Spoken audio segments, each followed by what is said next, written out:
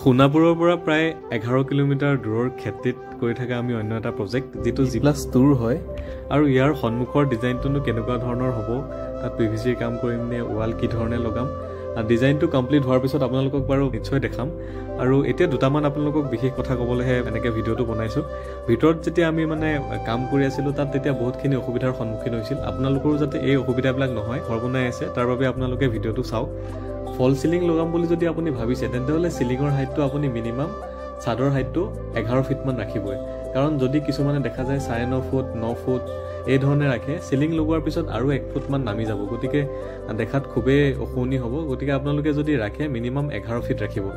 আৰু আমি যেতিয়া ছাদটো ঢালাই দিও ছাদ ঢালাই দিয়াৰ আগতে তো মই আপোনালোকক বহুতখিনি কথা কৈছিলো কি আপোনালোকে চাব লাগে তাৰ লগতে আৰু কিছুমান কথা মন কৰিব যে তলত আমি যেটো ছাটাৰিং কৰো ছাটাৰিংটো ধুনিয়া লেভেলত আছে নে নাই হেতু চেক কৰিব যাতে কিছু জায়গাত মছলা বহুত বেছি খাই না যায়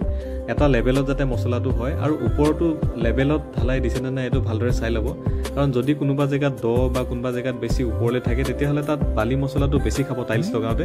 তেতিয়া টাইলছৰ ক্ষেত্ৰতো আপোনালোকে খুব সোনকালে মানে প্ৰবলেম আহিব পাৰে আৰু বিল্ডিংৰ ওয়েটটো বেছি খাব যেতিয়া ওপৰত মছলা বহুত বেছি লাগিব